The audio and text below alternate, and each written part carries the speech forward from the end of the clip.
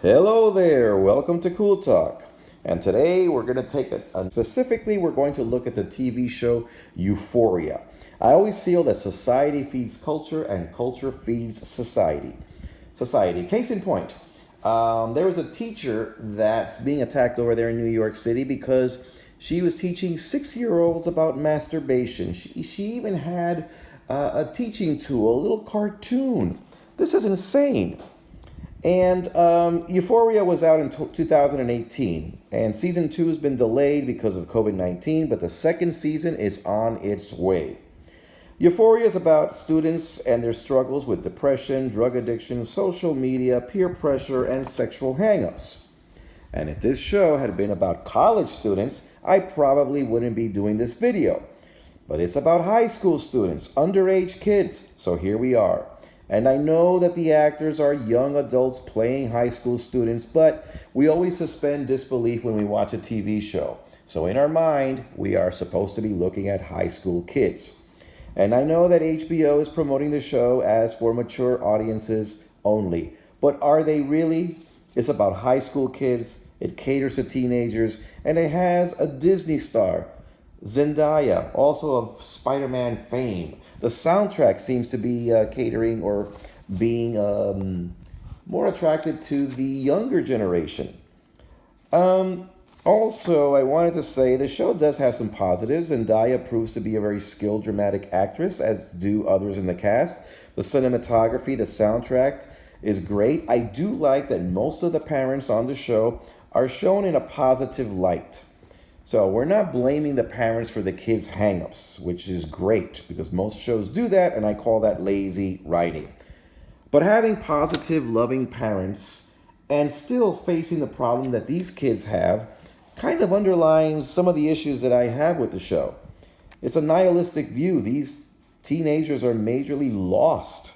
It seems like the parents are powerless with the social media, with the peer pressure. And I wonder, where are the good kids on the show? Where are the high school kids worried about their GPA, playing in the band, playing sports? The show does make some good points, but then it counteracts against those same points. For example, the show condemns pornography, and it states the damage that it can make on a young person's sexual behavior and expectations. This show also demonstrates how one sexual act posted on the web can ruin a life. These are good points. But the show also normalizes certain behaviors. For example, a girl sending nudes to a boy that she likes, or a boyfriend posting pictures of his private parts and sending it to a girl he likes. Zendaya, our heroine, she even shows a slideshow. This scene is played for humor. She has a slideshow depicting several of these pictures of male members and what's acceptable and what is not. There is an abundance of male full frontal scenes that are beyond objectification. And if the show were about men, it wouldn't be so bad. But these are supposed to be high school boys. So who is this show for? The show does have some LGBT representation, but then it introduces one of the adults as a gay pedophile who has spent years recording himself committing statutory rape with teenage boys, and these scenes are explicit. Now, many say that teenage girls and women have been objectified sexually in the movies for years, and it's about time that the men have to face this.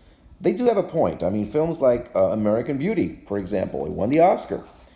American Pie, all these 80s high school sexual romps.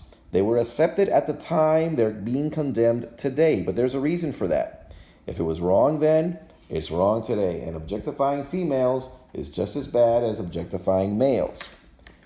There's a 16-year-old on the show who becomes a cam girl. This is a girl that comes out on the web, cashing in, talking dirty to perverts. There's also one girl who is said to have lost her virginity at 14 to a 40-year-old man. But Zendaya, in her narration, says, "This sounds rapey, but she was the one in control." Really? Let me repeat that. 14-year-old girl has sex with a 40-year-old man, and she's the one in control. What kind of message is that? And since when does a 14-year-old become in control when involved with an adult? I mean, remove all the sex and the graphic images, and that statement alone is worth condemning. So who is the show for?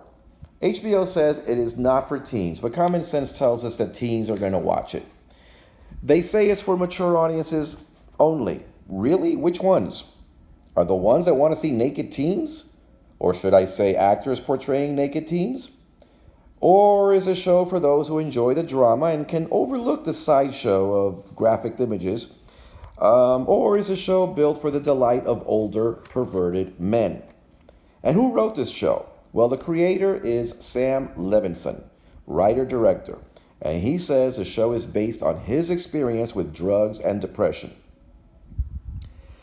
But keep in mind that there was no social media when Sam Levinson was in high school, when he was a teenager. So that part of it is made up. But I will say that Sam Levinson did capture the dangers of drug addiction and depression very well. Zendaya plays this dramatic role very, very well. She's very harrowing. It's very sad to see her battling the demons that Sam Levinson probably battled in his youth. And in this, Sam Levinson excels. But the rest of the show comes across as a nihilistic parent's nightmare, and this is not all Sam Levinson's fault. I blame HBO and the executives who greenlighted Euphoria back in 2008. Back in 2008, when the number one show on HBO, Game of Thrones, was completing its final season, I guess they decided that they would try to hold on to their subscribers with something edgy and daring. Something to keep the subscribers and bring in even more money. But I think money is not the only issue here. With TV offering so many options, money is not the only factor anymore. I think there's more sinister ploys at work. Remember when Netflix got in trouble because of the movie Cuties about little girls dancing and twerking, and everybody protested and were canceling their subscriptions? Well, Netflix removed the offending poster and the protest died down, but the movie is still available. The show House of Cards removed Kevin Spacey, its star and executive producer, when accusations of sexual assault were made about him and his actions towards underage boys. But the show is still on the air. You can still catch it, and he is still getting paid residuals from the show. Don't be surprised if you see him working again. And if you think that's impossible, well, he just filmed a movie in Italy, produced by the Italian star Franco Nero, who says that he admires Kevin Spacey's talents. Judi Dench praised Spacey's talents and says we should admire art and separate it from the artists. I feel that Hollywood and perhaps the international film industry is promoting their own agenda, their tolerance of extreme behavior, and shoving it in our faces. The Karate Kid movie series was a beloved 1980s trilogy, and we could sit down with the whole family and enjoy it. Now it's on television on Netflix in the form of Cobra Kai. Now, Cobra Kai is nowhere near as objectionable as Euphoria. But there are the occasional moments of cursing and innuendos. I have to mention NAMBLA. NAMBLA has its own website. It's an organization, and NAMBLA, N-A-M-B-L-A, stands for the North American Man-Boy Love Association. It advocates for pedophilia. It's a group working to abolish the age of consent laws. It even seeks to release men who are in jail and wants to release these men who were arrested for sexual contact with minors. Now, this group has been publicly supported by Allen Ginsberg, a poet, and the academic feminist Camille Paglia. Now, Camille Paglia has backpedaled after that. But why does this group even exist? And can you imagine the people that support this group in secret? Humanizing pedophilia in the movies is bad enough. For example, the movie Woodsman humanized a pedophile. It can show us the evil that pedophilia can have on us. And it's good to humanize the villain sometimes because we can see that evil can have a pleasing face. But American Beauty, about 20 years ago, I guess, it won the Oscar. And it was about a middle-aged man who preys on a teenage girl. Thank goodness he stepped back at the last moment, but the film did exhibited two main teenage girls topless.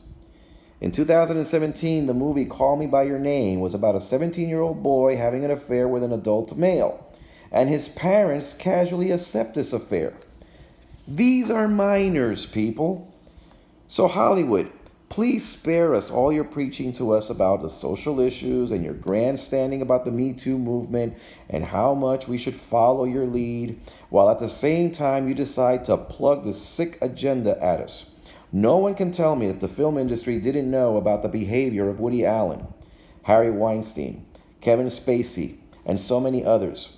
They knew, they accepted it, they nourished this behavior, and then they acted appalled when it suited them. Again, I don't think Hollywood is doing this just for the money. I truly believe that there are other motives at play here. The propagation of a subversive culture. And what can we do?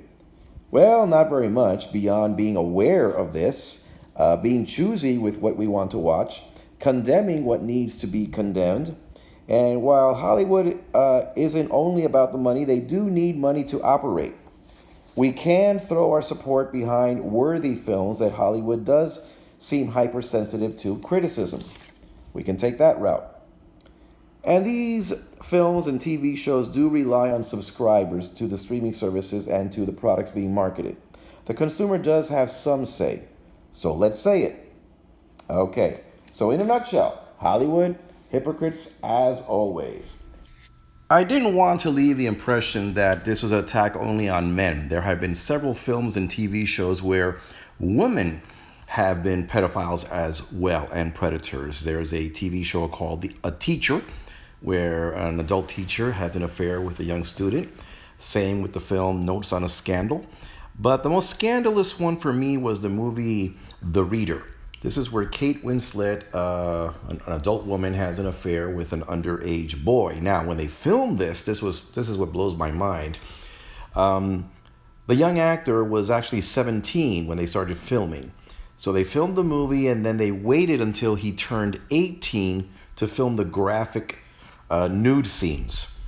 So basically, he was only 18 for a few days when they started to film.